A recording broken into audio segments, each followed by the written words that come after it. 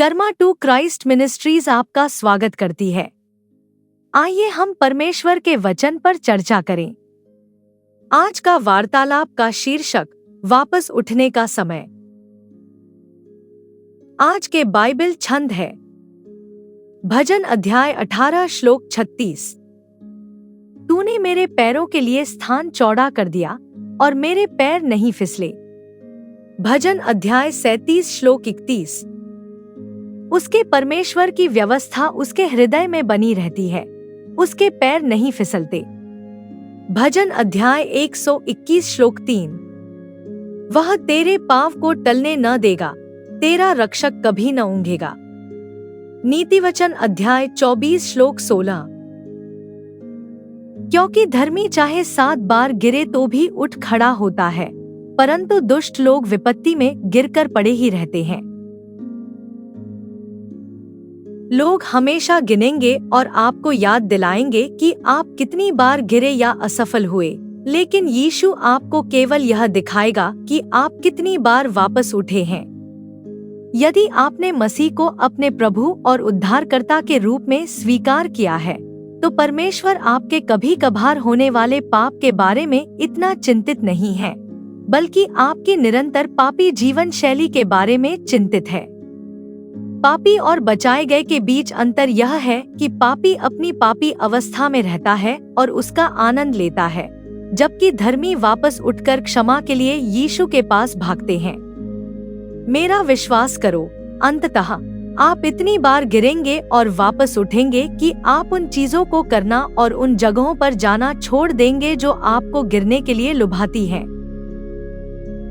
यह उस किसान की कहानी की तरह है जो अपने एक सूअर और एक भेड़ के साथ मिट्टी की सड़क पर चल रहा था।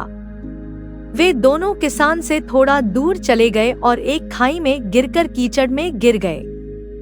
भेड़ें जल्दी से गड्ढे से बाहर निकल गईं और जोर जोर से कीचड़ को झाड़ने लगीं, जबकि सूअर कीचड़ में लोटता हुआ और मजे लेता रहा।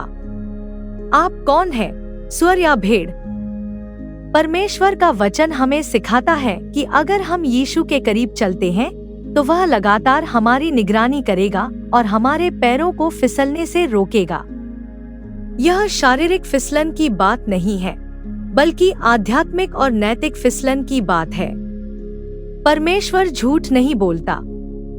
इसलिए अगर आप लगातार फिसल रहे हैं और पाप में पड़ रहे हैं, तो ऐसा इसलिए है क्योंकि आप ऐसा करना चाहते हैं और क्योंकि आप चरवाहे के करीब नहीं चलना चाहते हैं। यहाँ तक कि शैतान के पास भी आपको पाप करने के लिए मजबूर करने की शक्ति नहीं है, क्योंकि परमेश्वर आप पर नजर रख रहा है और वादा करता है कि कोई भी आपको पाप करने के लिए मजबूर नहीं कर सकता।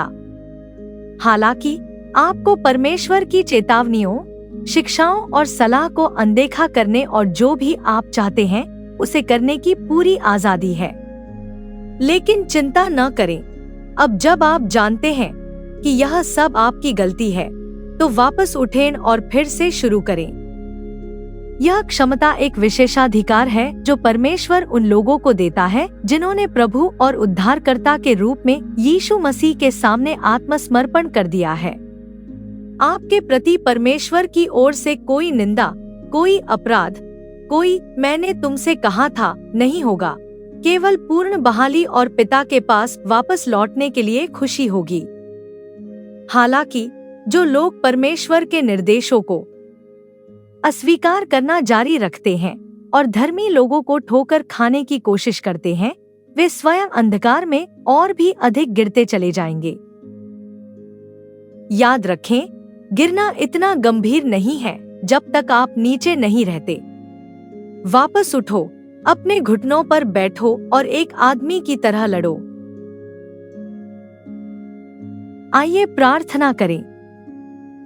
स्वर्गीय पिता, आपने मेरे कान खोल दिए हैं। प्रभु, आपने मेरी प्रार्थना की आवाज सुनी है। प्रभु, आपने मेरे रोने की आवाज सुनी है। धन्यवाद पिता कि आप सोते नहीं हैं और लगातार हम पर नजर रखते हैं। धन्यवाद कि आप हमें गिरने से बचाने का वादा करते हैं। धन्यवाद कि आप हमें पाप में गिरने से बचाने के लिए पर्याप्त शक्तिशाली हैं। चाहे कोई भी हमें लुभाए। हमारे दिलों में पापी इच्छाओं के लिए शैतान या दूसरों को दोष देने के लिए हमें क्षमा करें।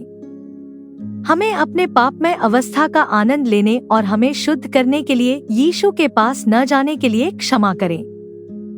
हम घोषणा करते हैं कि आज के दिन से हम आपकी महान शक्ति के कारण पाप में नहीं फंसेंगे। हम घोषणा करते हैं कि हम आपके सामने उस मार्ग पर सही तरीके से चलेंगे जो आपने हमारे लिए बनाया है। हम शैतान के हर हमले को रद्द करते हैं जो हमें पाप में लुभाने के लिए करता है। हम आज यीशु मसीह के माध्यम से धार्मिक बनने और विजय में जीने का चुनाव करते हैं। हम यीशु के महान नाम में मांगते हैं, आमीन।